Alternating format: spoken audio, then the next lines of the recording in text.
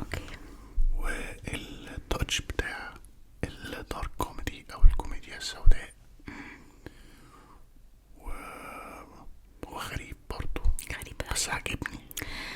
هو في حاجة فيه يعني كاتشي، بس هو تحسه بيحاولوا يعني يصوروا او يعملوا مسلسل بطريقة اجنبية قوي، فاهم قصدي؟ شوية. في تويست كده اللي هو بتاع المسلسلات الاجنبية بس بالمصري.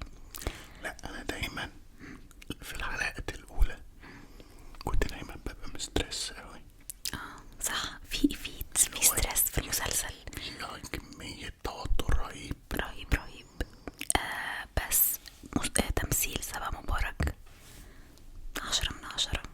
انا بحبها قوي الصراحة. تمثيل محمد شاهين ومحمد شاهين خطير. خطير. وبقية الكاست صراحة، في واحدة معصبوني شوية بس مش هقول هي مين. في كاركتر معين في المسلسل، اكتبولي في الكومنتس لو انتوا فاهمين قصدي. فالمسلسل لذيذ، بس احنا دلوقتي في الحلقات الأخيرة، اعتقد هو هيبقى 15 حلقة. بالظبط. مش هنقول تفاصيل في الفيديو ده عشان لو محدش اتفرج. بس انتم متوقعين ان النهاية هتكون بتاعته ايه؟ اكتبولنا. طب تعالوا ندوق واحدة من القطايفاية.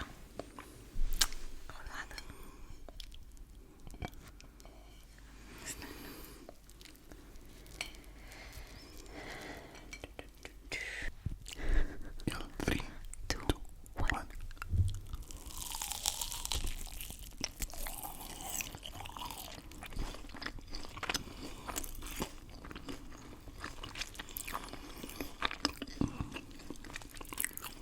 سلام عليك.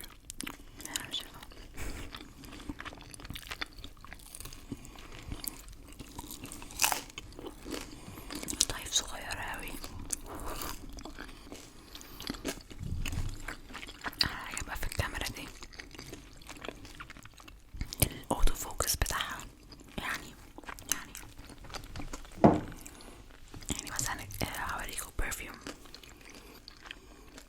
يس. تاني مسلسل بنتفرج عليه وهو على نسبة مشاهدة. اعلى نسبة مشاهدة. انا بالنسبة لي المسلسل ده التوب بالنسبة لي. صراحة سلمى أبو ضيف عاملة دور عالمي عالمي عالمي. ليلى زاهر من كتر ما هي بتمثل حلو انا كرهتها في الحقيقة. انا كمان. هي عايشة الدور اللي هي بتمثله نسمة فعلا. كاريزما انتصار المفروض تاخد جايزة. خطيرة بجد، محتاجة اوسكار والله، مش بأفور بس فعلا والله تمثيلها حلو قوي. يعني تعتبر بصراحة فاجأتني قوي جدا. بتمثل بمنتهى هي طبيعية جدا، تلقائية كمان، تلقائية طالعة، مش مأفورة في شكلها مش مفتعلة خالص. لا، وكمان تمثيل الأب تمثيله رائع، الفنان القدير بجد رهيب.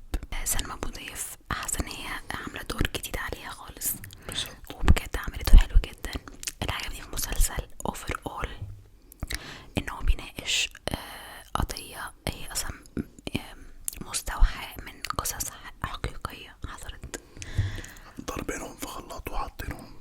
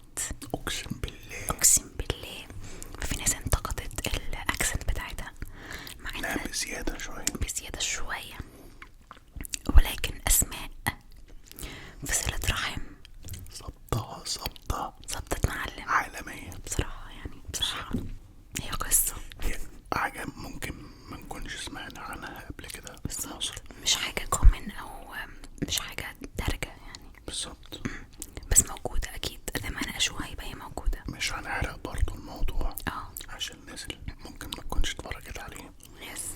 بس قضية هي داخل فيها الدين والقانون بالظبط. الرأي العام وحاجات كتير قوي.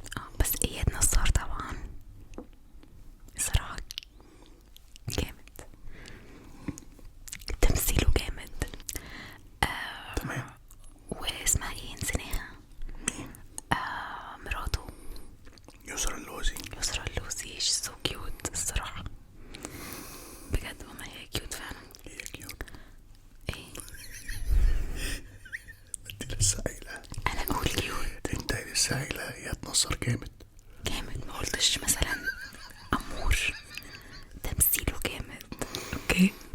anyways يمكن يكون عشان القضية انا مش حاسة بيها قوي، او القصة زي ما انت قلت مش حاجة دارجة وموجودة حوالينا كتير، فمش قادرة افهم ازاي ممكن شخص يبقى بيجري ورا الحاجة دي لدرجة ان هو يقع في مشاكل عشان يوصل للحاجة دي. فاهم قصدي؟ صعب قوي ان احنا مش عايزين نحرق لكم في نفس الوقت عايزين نقول رأينا. صعب قوي. الرابع المسلسل الرابع اللي احنا بنتفرج عليه. المسلسل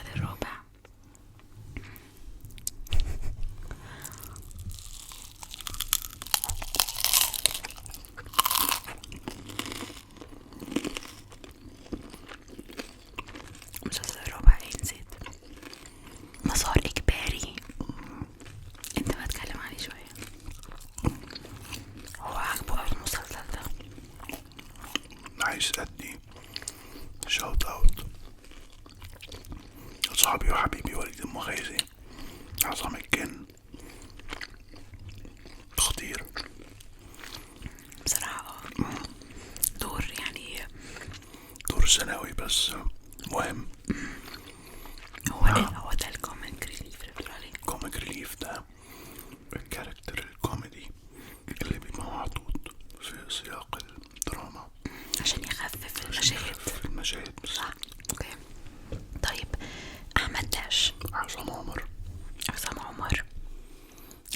يا جماعة بجد هو تحس انه مولود بطل. كان في مسلسل بالطو، لو شفت مسلسل بالطو تمثيله خطير، ومن ساعتها انت عمرك ما قلت لي الكلمة دي انه بطل. ان انا مولود بطل.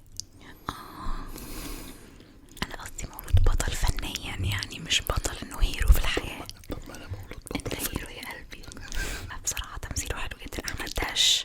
يعني ده اكتر دور انا شايفة ان هو شابوه بصراحة. في العادي مش هضحك عليك، بس في العادي هما الاتنين بينهم كيميا حلوة قوي اللي هي الاخوات الاصحاب، اللي هو صاحبه الفايب ده، وبيعرفوا يتخانقوا مع بعض، يهزروا مع بعض، بيعرفوا يسلموا بعض. صح بالظبط كده. فلا بصراحة شابوه. مسلسل حلو قوي واحداثه حلوة حتة الميسترية وانهم بيحاولوا الغموض يحلوا جريمة. انا بحب النوع ده من المسلسلات الصراحة. ممكن بقى واحدة عايز دي دي مليانة دي. واو يا بيبي، يا لهوي على الجمال.